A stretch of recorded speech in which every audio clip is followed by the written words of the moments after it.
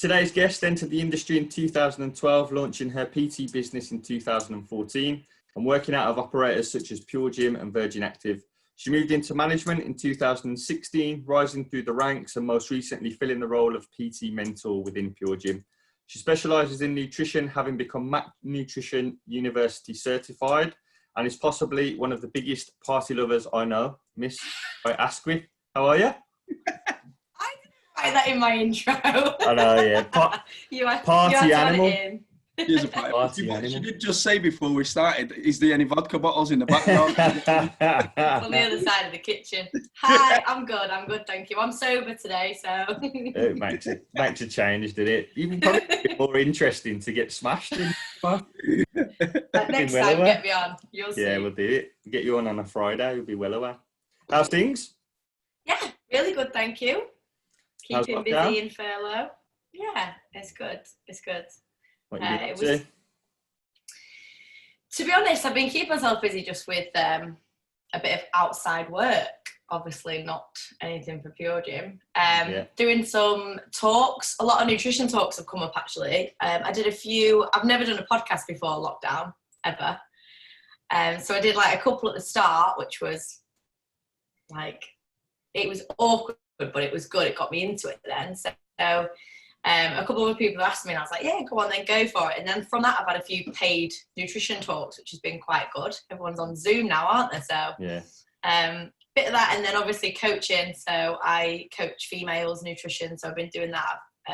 Opened up a few more spaces because I've had more time. So that's been really good to get back into that. And other than that, just getting absolutely smashed.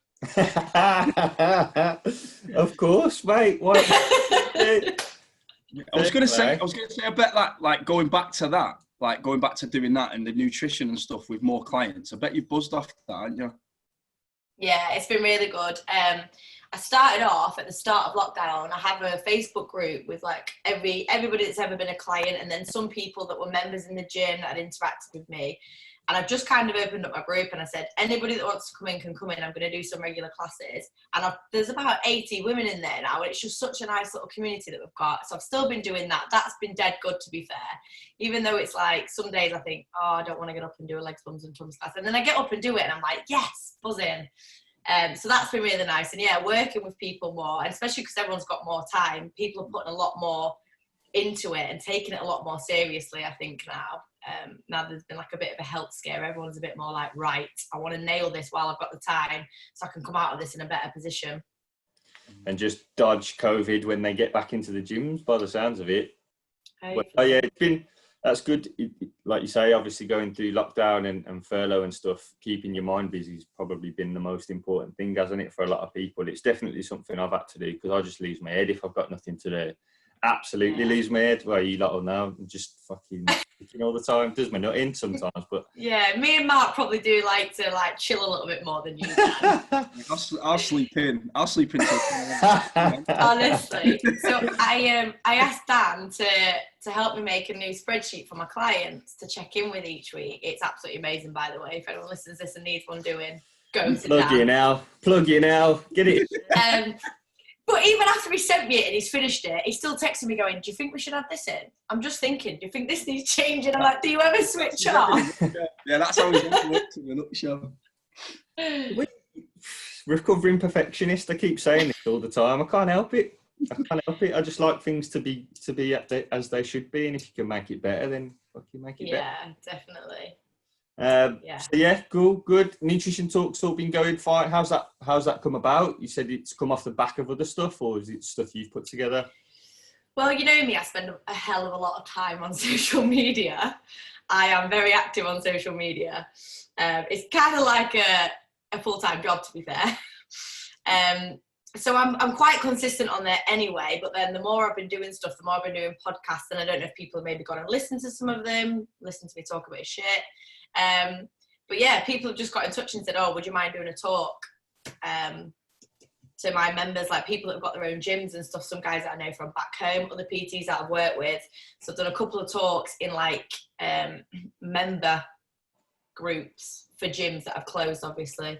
So yeah, it's been really good. It's mainly been fat loss because that's kind of the thing that everybody's interested in. But I love that because I love the myth busting side of that.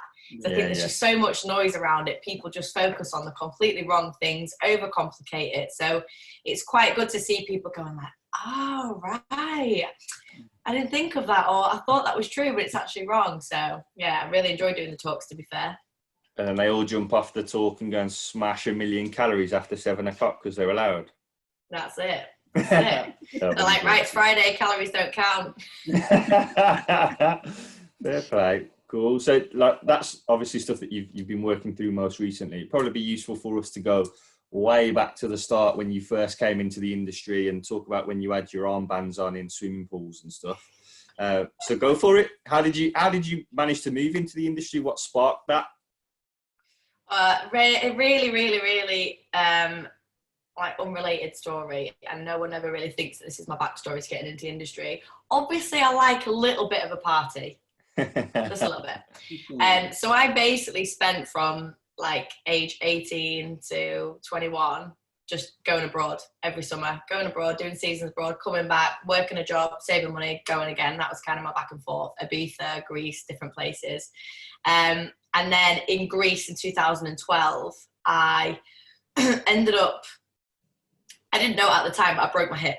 I just ended up getting a bit of a pain in my hip. And then one day it just kind of shattered and I couldn't put any weight on it. I thought I'd just trapped a nerve.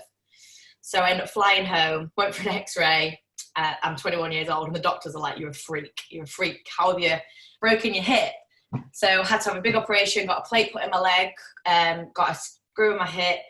And they just couldn't really pinpoint it. They were like, you must have brittle bones. And how you've done that must be because your lifestyle's just so poor. Like, honestly, the only salad that I saw was on the side of a kebab. I was drinking every day, like in the sun, no care in the world about exercise or nutrition. It was just like, eat what you can afford to eat, that kind of vibe. So that was a massive, like kick up the arse for me. I was like, I'm 21 years old. I've never broken a bone in my life. And now I've broken my hip like an old lady and I'm just not healthy at all. And a lot of it for me, I think going away and partying all the time was just escapism. Like I didn't really know what to do with my life. I was just kind of going away, partying all the time. And it's like, everyone's up for it. No one ever questioned, what are you doing in 5 years time? What's your life goals? It's just like, what are we drinking today? Where are we going? So that was the massive change for me. Then I was like, right, I can't carry on like this. So I stayed at home, went through my recovery, my physio, all that stuff, got myself another job, and then I started to do my level 2 fitness instructor's course. But I did it on a night time, and I only really did it for my own knowledge because I just wasn't confident to go into a gym. Like all my mates went to the gym all the time, and I was just like, nah, it didn't interest me. And I think it was just because I'm quite a competitive person. If I don't think I'm going to be good at something, I'll either avoid it completely or I'll just go like balls to the wall with it. So I'd like been avoiding it, and then I was like, no, I need to get into this. I need to make some lifestyle changes. So I did that. I also then got a job at the local holiday park. And they actually put me through my lifeguard course and then my swim teacher training. And then I went through that into sports coaching as well. So that was quite a good little job. I really liked that, working with kids every summer, teaching them to swim and then seeing them come back every summer. So I did like 3 summers of that. That was like April to November. So it was seasonal work again. And then in between that, I was working in a soup factory. But at this point, say that again. A soup factory. Okay. Did you press blenders all day, or how does that work? I weighed out the ingredients. Oh, okay. You do not want to see what goes into soup. Some of them, no. Oh my god, like vats of butter like this. So yeah, I did that to put me through my level 3 personal trainer course. And I did that again on a night time. Evenings, I would do 6 till 6 in the soup factory, go and do my course till 9. And I'd got to a point there where I was a lot healthier. I felt 100 times better. I still went out and stuff, but I just didn't have the drive to want to do it all the time because I was like, it's not worth the hangover. I feel like shit. I'm getting stronger. I'm getting fitter. I'm eating better. I never was in it for weight loss, but I ended up losing a bit of weight, obviously. So then people were like, wow, you're looking really healthy. So I was like, if me of all people, can change my lifestyle from going 21 years of not giving a shit about training, nutrition, to then changing it around, then I want to help other people do it. And that was kind of how I went into being a PT. And then everything else just followed on from there. It's them soup diets, mate. That's what it was. That's exactly what That was it. That was it. Fair play. Cool. So obviously came into the industry, started at Grimsby, wasn't it? Pure Gym? Yeah. The famous Pure Gym Grimsby. How was that? How did that go for you? Do you know what? So everyone that talks about starting out as PT kind of has a similar story of I really struggled with lead generation, struggled to build a business, blah, blah, blah. Like, I was the opposite. I was one of 2 PTs in that club and I was the only female. So I got really busy really quickly, but that wasn't a good thing because it came and bit me on the arse because it took everybody on, wanting to help everybody, and I wasn't providing a service at all. It was exchanging time for money. People were getting the same sessions, not because I was an arsehole and I was trying to be a dick. I wanted to help everyone, but I didn't physically have the time. I took on far too much. We didn't have the help that we know that everybody gets now. Ant and Nick went around. I think they were still GMs at the time. So it was very much a go out, do your own thing, and you had to figure things out for yourself. And after about 3 months, I went from about 35 sessions a week to about 12. And I was like, man, I must be shit at this. I think I made a mistake. I'm in the wrong job. You know, everyone's left me because they're not getting results. So one of my AGMs, because we had 2 AGMs at the time because we had no PTs, sat down with me and he gave me the best business advice that he could, and, you know, screwed my head on a little bit more. And he said, you just need to focus on your service. Like, you're very well known in the gym. Everybody likes you. You mean well. Just focus on providing service for those 12 people that you've got now, and the rest will come. And I did that and I built it back up. So, but yeah, I was close to leaving because I just thought, I can't do this. You know what? I bet like getting all them, because my journey was the same as what you've just said other people's are. So mine was, I struggled to build a client base at the start. It was a graft, 2.5 months, didn't get a single client, felt lost. Then I started to pick clients up. And then I did exactly what you did. I got really busy. And then when you lose them all, like just out the feeling of that, what was that like? It was awful because I felt like the people that I didn't want to be. I felt like the people that were just taking money and didn't give a shit about getting results, because essentially they were saying to me, you know, I'm not going to carry on. And even though they weren't saying the exact words, they were basically saying, I'm not getting results with you, so what am I doing? And I was still fairly new and I wasn't that confident, but I was a friendly person and I meant well. So, like, loads of women, like I always just say to PTs, don't expect people to come knocking on your door. These women were literally knocking on the staff room door, like, Sky, will you train me? And I was like, yeah, of course. Like, they want me to help them. But yeah, I just took too much on. You just, unless you have that expectation set to you, you don't know. You don't know, like, how to manage your time. You don't realise, like, the admin time that goes behind each client. You just think, oh, I've got this many hours sessions. I've got my 15 hours. That's my week. Get it in. Like, go and double that. It can kind of be a bit of a hindrance, can't it? Like the fact that you want to help everybody. Yeah. Sometimes, because then you don't focus on time or time management, because you see a lot and you feel like you can help that person, so I'll just do that, which then in turn doesn't help anybody because you've not got that structure in place, have you? Exactly. And I was also taking on every single Tom, Dick and Harry in every different goal. I had women that were doing like Olympic lifting, strength training. I had women that wanted fat loss. I had guys that wanted muscle gain. I had like older generation that just wanted to get fitter. Like, I literally had all these different people, all these different goals. And that was another lesson. I was like, now you need to pinpoint one demographic and you need to help them and drive the shit out of that, because then everything will become second nature. And that's when I started to go, right, you know what, I work better with women and mainly with fat loss. Some muscle gain and stuff will be fine. And I'd love to get women to move away from fat loss and go into just getting stronger and feeling better within themselves. But that was a massive one as well, because trying to work with all these different goals and different people, like, your head's just mashed, and like programming and the way that you talk, the language that you use, like, you guys know it from the business days when we say it to them, like, have a niche, have a demographic. And that was a massive one for part me. of it is, like you said there, you don't know what you don't know. You're coming in off the back of doing your course, and no one ever really, most training providers anyway, don't actually sit down and say, right, you qualified or you're getting qualified. This is going to be your first steps going into the industry. This is the sort of stuff you're going to have to consider.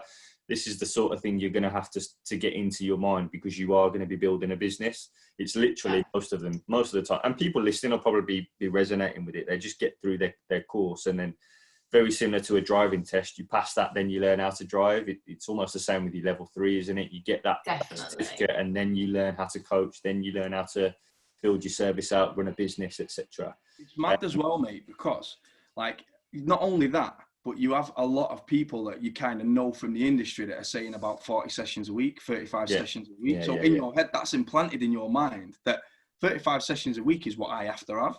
So I need to get these people in when you don't really see, we don't work like that, do we now? Like, but when you first, that's some what used to sit in my head. That guy who's the best PT in this club, he's on 40 sessions a week.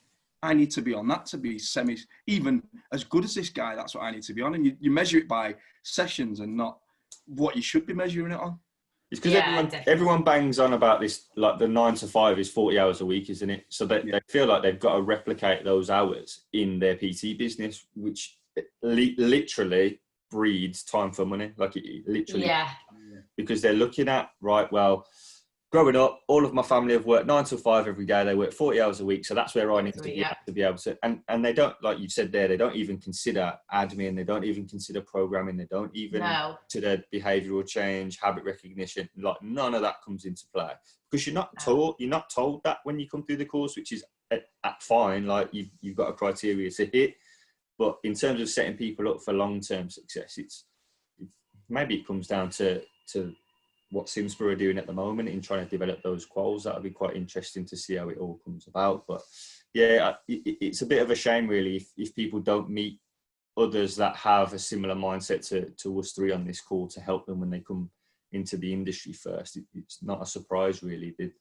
the amount of people that come in and out, or the phrase that was used the other day was flip-flop in the industry, wasn't it? Which I thought was a good one. So it's good, mate. So obviously building your business, went through quite a lot of changes and stuff there, and then moved into management. How was management? What were the main differences you noticed there?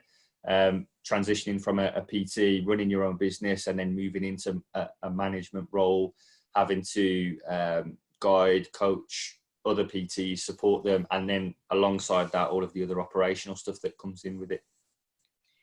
Yeah, so I went straight from Pure Gym as a PT to Virgin Active as a manager. So I experienced that first.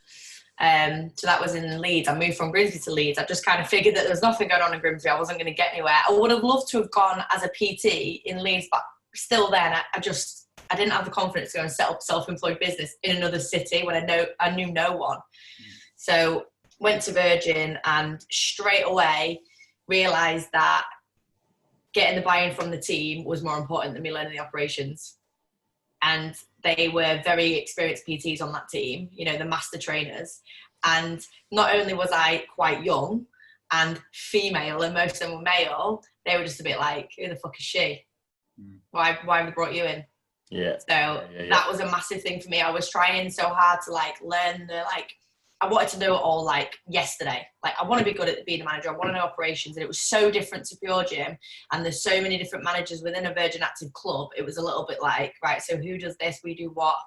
And then I started to realise that what I was doing in this management role didn't mean shit if they weren't behind me, and they weren't. So I just went back and just sat back and was like, right, I'm going to learn the role as I go. But the important thing is to get these guys, to get to know them, get to know what drives them, and then get their buy-in. And eventually I did. And I think most of them, when I left to go to Pure Gym, went to the Pure Gym across the road as rent PTs. I think some of them are still there, because we got bought out by Nuffield, and I was like, this isn't me. And I wanted to go back to Pure Gym anyway. But Joannette was RM at the time, and she made me fucking work for it. Every interview she was like, but why did you leave? I was like, I don't know, I just want to come back. 3 interviews later she was like, all right, I'll give you Bradford. I was like, okay. That's something I really struggled with, to be fair, coming into management. I think I might have said it to you both before, but being self-employed for such a long time, it was about 6-7 years. And then actually going into a management role, which wasn't really something I wanted to do. I just kind of fell into it because of a load of funding and whatever else being taken away from it. When I first went into there, because I'd been so used to managing classrooms and interacting and engaging with students and delivering to them and trying to create an atmosphere and an environment that was almost enjoyable to be in, that was the first thing that came into my mind. And I think the way I went about it initially going into management was, right, I need to get all of these people to like be friendly with me or over friendly. And I think I went too far with it to start off with, trying to be too friendly rather than getting that balance between creating the environment that gets everyone on board and still being the manager. I think that's something that a lot of people maybe struggle with, especially if you've never done it before.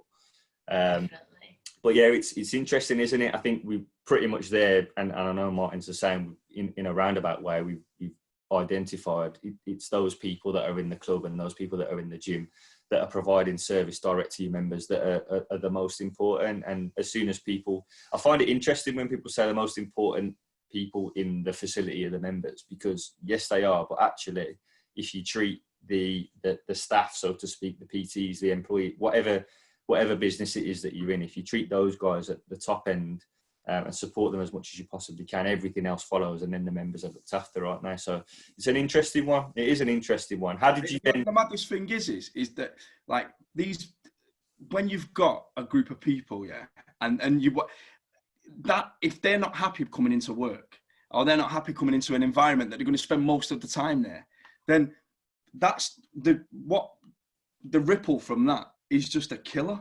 Do you know what I mean? Like, and I've been brought into gyms to change the way that is. Culture, yeah. You know what I mean? Yeah, because when you go in and you just sit back and watch it, you can see how like tainted it is. You've got good people that are headaches for other people, where when you've got them with you, you can then look at a different perspective. It's like, right, what do you want? What's your long-term goal? Whether it's to stay here or to go somewhere else.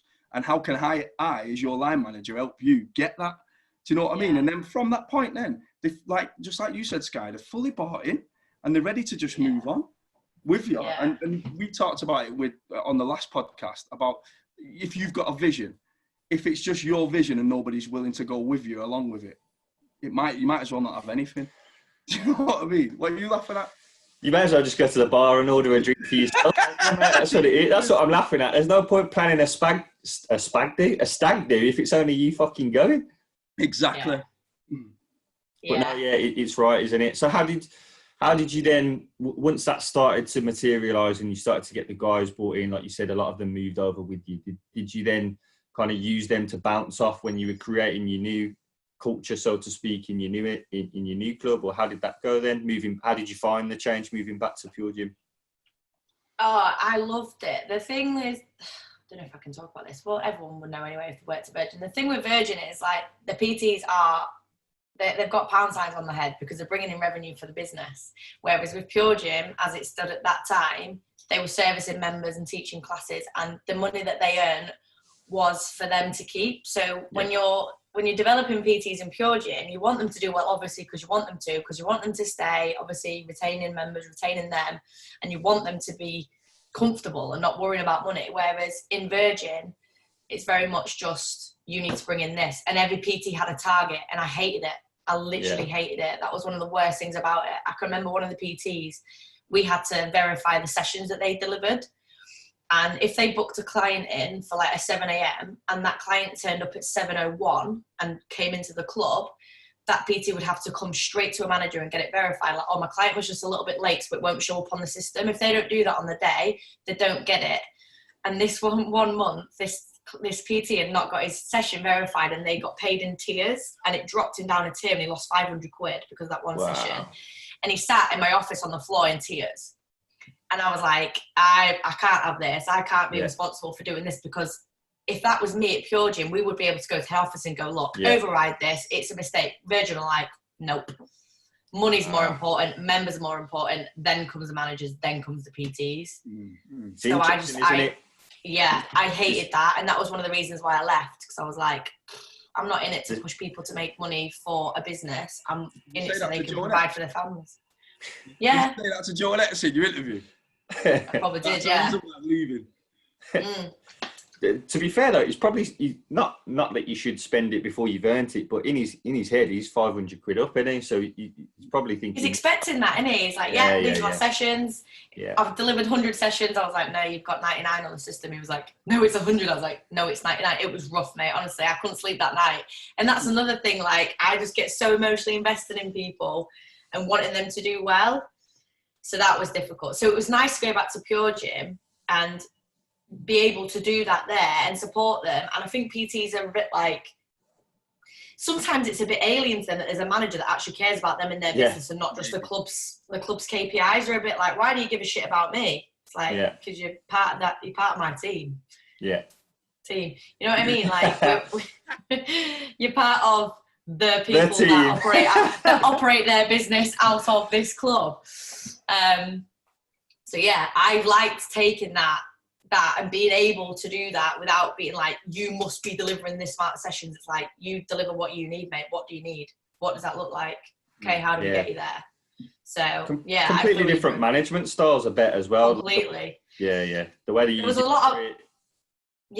there's a lot of managers in Virgin, and there's a lot of like, too many cooks spoil the broth, a lot of different things being said. People have different agendas and different way they do things, and I was just like, you know what, nah, not having that.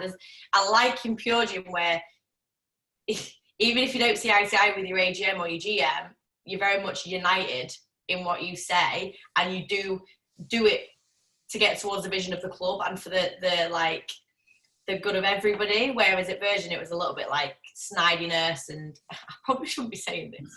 It's just, but the thing with it is, it's that club, isn't it, that you were in? So it's not necessarily It's not the necessarily across the board with Virgin, or every single club's the same. None of those people work there anymore either. So that speaks forward. It's just your experience of that club, and that's obviously very just totally different culture. Like, yeah, interested. So because LA Fitness was who I worked with before Pure Gym, and even that was massively different. Probably similar in a sense of having heads of department, like you've got your sales manager, your operations manager, your fitness manager, you've got your sales team, you've got your front of house team, your head of front of house, and so there's lots of different departments and moving parts in that.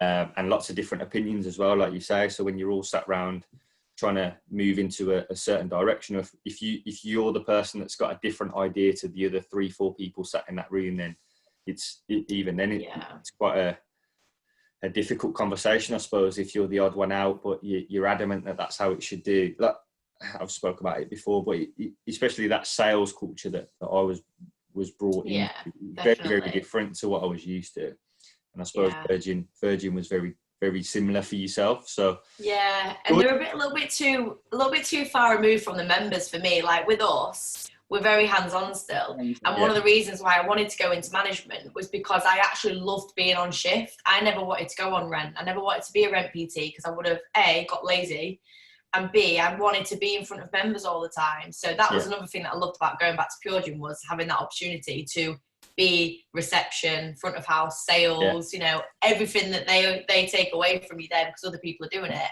we essentially do. So that was good.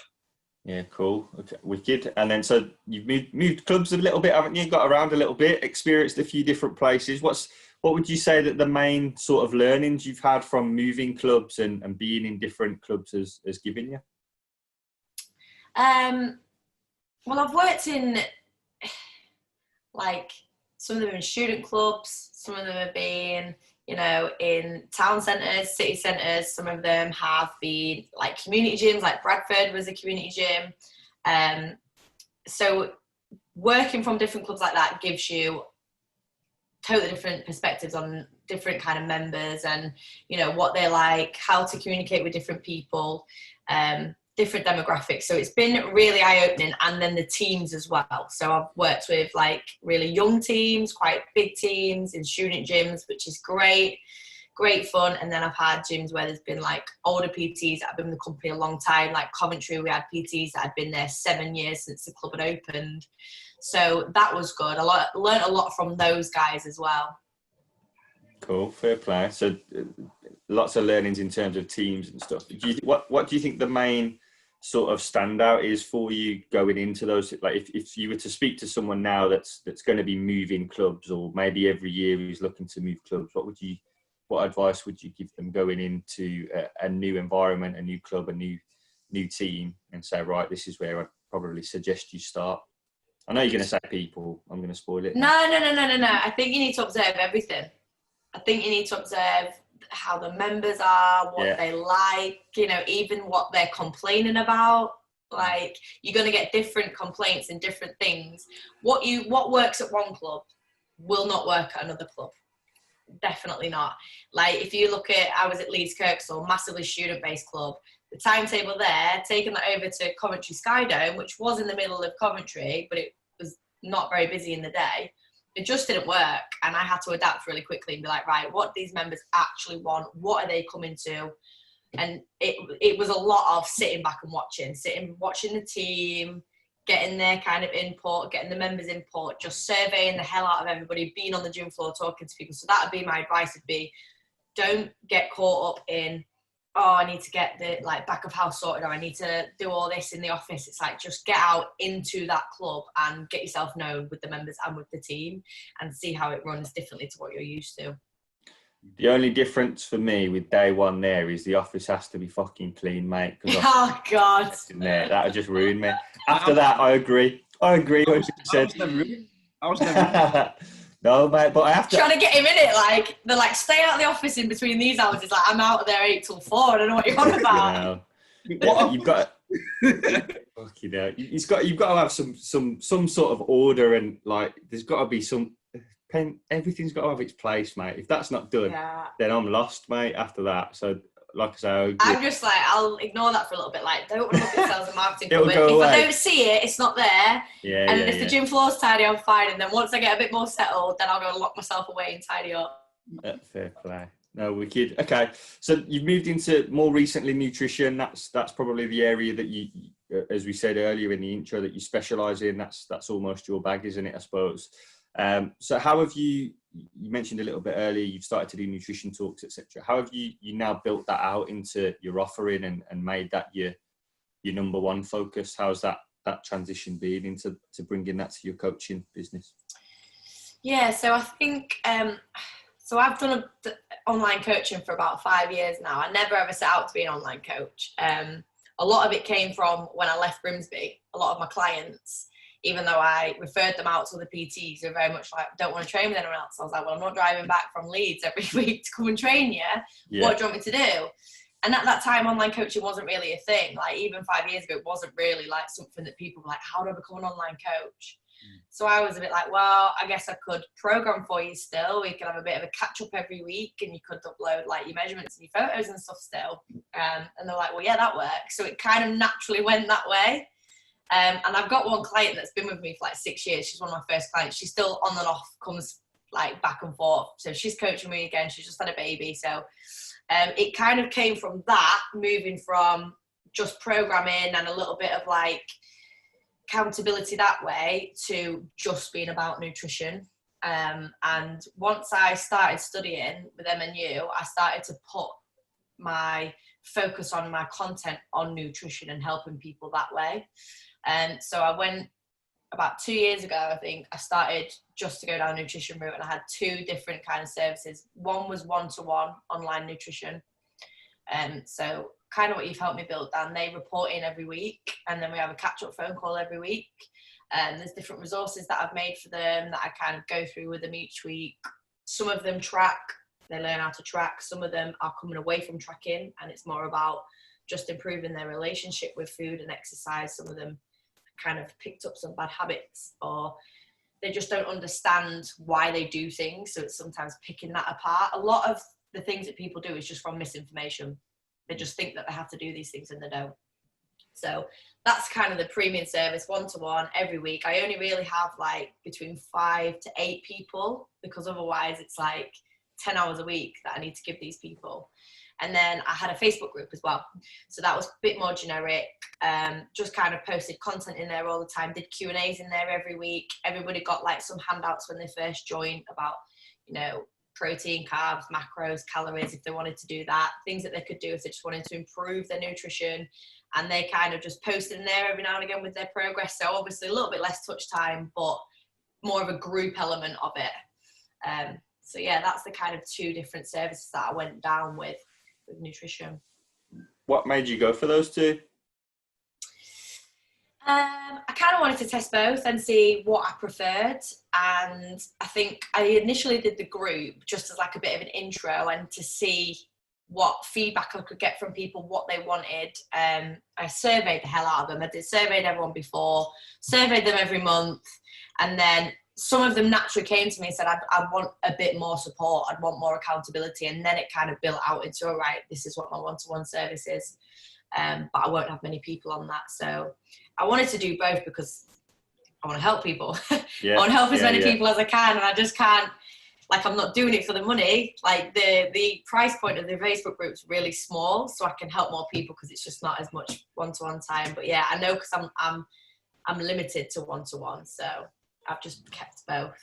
You got two revenue streams there, haven't you? Which is something we speak about a lot to PTs. Yeah. The more revenue streams you've got, the better, really. So, yeah, buzzing. Good stuff. So, what's the plans with that moving forwards? What's the aims? Have you got any sort of real big ideas with where you want to go? And if it's spoiling your business plan and giving everyone away your information, then you haven't got to share it. It's just being nosy really and trying to find out. No, it's fine. So I think over the next couple of years, I would love to build up one-to-one to kind of have something that I could just go into full time and do paid talks outside of that. I'd like to go a little bit more down sports performance, nutrition, that side of things. So again, I'd probably do what I did with my Gen Pop clients, is find a couple of like athletes that maybe are into weight making and stuff, some like boxers or fighters, or maybe even like endurance athletes, and say, look, I'll coach you for like a discounted price if you just give me constant feedback. I can see how we get along, and maybe move into a little bit of that as well. So I've kind of got Gen Pop one side and then more performance athletes the other side. That'd be pretty cool. I think I'd like to do it full time at some point, but we'll see. Yes, we shall see. That's everyone's phrase at the moment, isn't it? Literally everyone's just like, we'll see. Yeah, because everyone's on eggshells. They don't know what's going to happen. We don't know if the gyms are going to open, they're going to close. They don't know nothing what's going on, do they? No, so well, hopefully we'll get an announcement. I've got a cheeky little question for you. It's like, because with the knowledge that you've gained through getting your degree in nutrition, because you obviously didn't have that before when you competed, did you?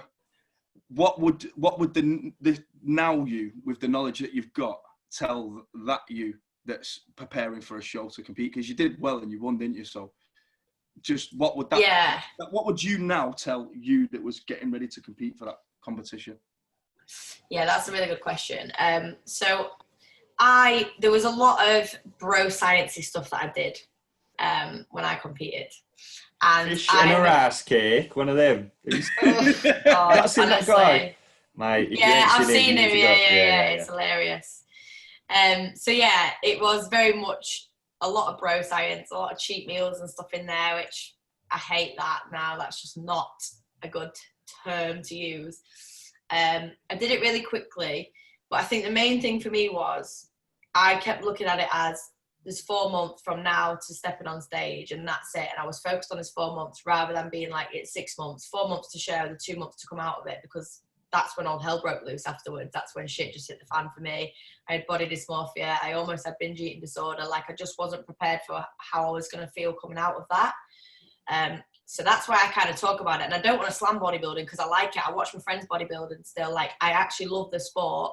I just think the same way that people can do shit job of coaching people for fat loss in Gen Pop, there's a lot of things that go on that are very damaging and that people don't talk about, and even people that are still in bodybuilding mask it and pretend it's something it's not and glorify it a little bit, when in their heads the relationship with food and exercise is fucked. So I think making people aware of like that can happen. You need to be prepared that you're going to feel a lot differently at the back end of this than you do now, and taking it at a slower pace. Definitely. Like, if you can give yourself 6 months to diet rather than 12 weeks, you get more diet breaks, you get to learn a little bit more about what you're doing rather than just being like, right, this is what I'm eating every day, this is what I'm doing this amount of cardio, and just like tunnel vision and not even thinking about coming out the end of it. Definitely. Do you think people go into it realising that, or do you think people just literally go into it thinking, especially PTs from, I'm trying to answer the question here. Do you think that people go into it realising all of that sort of stuff, or they just go into it? I think there's two different types of people. I think there's people that go into it because it's like a fad. It's a thing that PTs should do. People will respect them more if they've got a six-pack, which is just utter bullshit. I was the worst coach I've ever been when I competed. All I cared about was looking at myself in the mirror. Like, I was, not that I'm vain, but in that sport, it's like you're looking how shredded you are. Have I got quad separation? Do I have a six-pack? Oh my God, where have my abs gone? Like, this, it's just your brain is consumed by it. So there's people that do it because they think that it's going to make them a better coach. It's kind of a cool thing to do. And then there's another type of people that already have some disordered eating habits and they're going from one obsession to another. So they kind of maybe don't know that it's going to make it worse, or maybe just want to cover it up because, let's face it, bodybuilding is a more socially acceptable form of restraint and obsession. Yeah. So yeah, there's two different types. It's mad because the reason why I asked the question in the first place is because the amount of people or clients that I've had that have gone on to compete, or like Nikki, who we had on a podcast before, they always talk about after. It's never like during. You're obsessed with it. You become focused on it, so you don't have the time for your head to just compute what's going on. And that's why I ask, is because at the very end is when you probably need the most support. Massively. Yeah, and it's more than, I'd say it's more than 90% of people that compete in bodybuilding that need that at that point. Yeah, and it's if you was to go into that kind of stuff, that would be something that the now you with all the knowledge and stuff you've got around nutrition would massively coach the then you. Yeah, I thought about it. Like, one of the main reasons I first went into bodybuilding, because I had loads of people asking me, will you coach me to bodybuild? Like, I didn't really think it was a thing. And then it was just a bit of a challenge for me as well, like something to do. And I did think afterwards, especially after the MNU, and we do a unit on there, like, about bodybuilding, there's lectures on it. And I did think, you know, I could coach people the way that I would want to have been coached back then and to not make the mistakes. But I also just don't know if I've got it in me to think that I could be responsible for leaving someone in that place, because it is going to test people regardless. And I'm quite strong-minded, and I came out of it fairly quickly. Like, I recognised my patterns, I recognised what was happening, and I was like, nah, you just can't do this, you need to stop. So I stopped dieting completely. I stopped focusing on the way that I looked. Other people aren't like that. Other people can't, and it gets a hold of them. So I think I'm too emotionally invested in people to delve into that just yet, I think. Prep coach. Yeah. Prep coach life. Makes sense. Cool. So that's pretty much your journey, isn't it? We've kind of gone from way back when you first came in, and even before you first came into the industry, all the way up until now. So we normally wrap up with some fun Q&A style stuff. Oh, gosh. So we'll go with the first one, Mark, if you want to go on that one, mate. Yeah, so you've got, you're hosting a dinner party. You've got 3 guests you can bring. They can be dead or alive, so past or present. Probably the best way for me to say it, past or present. Who you bringing and why? Right. Bringing William Wallace from Braveheart. What's it? Why? Wow. Because I love him. I'm Scottish. He's like my idol. Yeah. Didn't know that. Just want to pick his brains. Like, just really want him to sit at the table and shout freedom, to be honest. So are you bringing William Wallace, or are you bringing Mel Gibson? No, not Mel Gibson. I'm William Wallace. And I'll say, do you know that we made a film about you? And in it, you go, freedom! And then I'd make him do it. Probably will say, I don't even say that. Do you know what's happening? You know, like, in my family tree is on my mum's side. Her dad was Scottish, and you might have never heard of him, but you know Rob Roy. He's like yeah. Like, so he's in my family. that's who's in my family. Wow. Oh my God, that's mental. Yeah, that's so you kind of get why I'm a little bit wrong, because yeah, get it now. Makes sense. Fucking wrong. Man, number 2. He should have been number 1. If he listens to this, he'll be fuming. But number 2 is my dad. He's at everything, isn't he? He's the best. Like, he's at the opening of an envelope, that kid. He is there. And just provide the entertainment. That'd be the dinner party entertainment done. Yeah. Who would be my third? This is so difficult. I wish I'd been more prepared for this.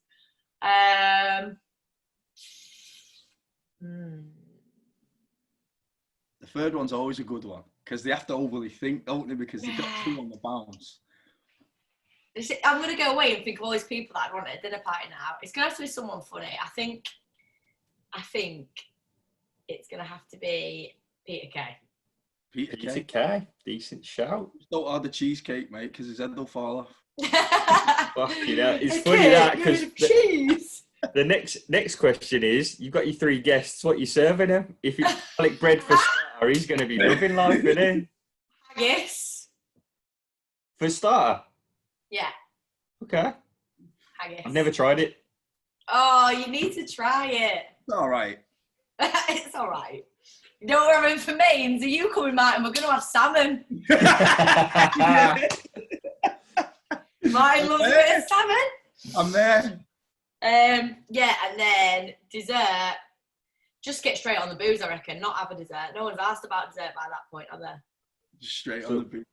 Why those three? Jaegers. Tell why you'd have the fucking Jaegers. Yeah. But what's the reasoning behind your first two choices? I love seafood. I'm a bit of a pesky. I don't eat much other animals than fish. I just love fish. I'm sorry to the animal lovers out there, but I love fish. Haggis, because William Wallace is there. Makes sense. And then getting on the booze, because by this point my dad will be forcing Jaeger on everyone anyway. So makes sense. So next one, what was the next one, mate? Right, so you're stranded on a desert island. You can take one album and one album only to listen to. What are you taking? This is going to be a good one, this, mate, I reckon. Oh, do you reckon? Oh, don't put that pressure on me. Kings of Leon, Only by the Night. Why? Okay. I just love it. I don't know why. I think it was one of the first ever albums of a band that I listened to, because my dad brought me up on dance music, and then my uncle was like, stop listening to that shit. You need to listen to some decent music. Started taking me to see bands, and that was the first album I think that he played me. And I was like, actually, yeah, this is a little bit better than just... But I do still like techno. I love techno. It's always memories, though. If you're going to get stranded on a desert island, you take it out, it takes you back to a place. Yeah, everyone always does. Yeah. It's like my go-to. If I'm like, what should I listen to? I'm like, Only by the Night on. Get that on. There you go. Fair play. Buzzing. No, I appreciate that. Like, really, really great to have you on, Sky. It's been good. Thanks for having me. Going through your whole journey. For subscribers, if you are listening, click in the bottom corner and that will give you an update every single time we have an episode, and you'll have the release notifications come through. But other than that, massive thanks again, Sky, for joining us. Thanks to Martin as well, who's always with us, loving life, and we'll catch you all next time. Have a great day. Good. Sweet. We'll just edit Charlotte out in the middle and we'll be well away. That was class, that. Do you know what? I was looking in the background and she was watching a match and I was trying to look. So what's she watching? She's playing FIFA. Playing FIFA? I thought yeah, she's been playing a PlayStation. I was thinking, God, I wonder if you can hear it. No, I can't hear it. But I was looking and I was thinking, who's that playing there? And now you said FIFA, my head's gone. If I would have turned mine on. Yeah, this is it. So since she's moved in, it's been frigging, we've been running meth labs on GTA. We've got loads of like strip bars. We've been killing zombies on COD, and I'm not playing that because I'm shit at all of it. But yeah, she's getting a chance to have a bit of FIFA while I'm busy. Nice. How'd you find it? Good, mate. Good. Enjoyed it. Could have been, just be honest, mate. You can say you've a pair of wankers if you want to. We don't mind. You two are dickheads, aren't you? Let's go. Well, fair play. What do you want to do? When you were like, what do you want to do with it? And I want to fuck it all off and be a PT mentor, but I can't fucking do that, can I? Right. You never know, mate. There might be a little spin-off for PT mentors. You never know. I know. You don't know, do you? Like. No. Well, I'm in this team at the minute now, and they're talking about how many aren't coming back. What? People? PTs. Yeah. Oh, PTs, yeah. How many's not coming back? So if there's not many coming back, and we're bringing in a load of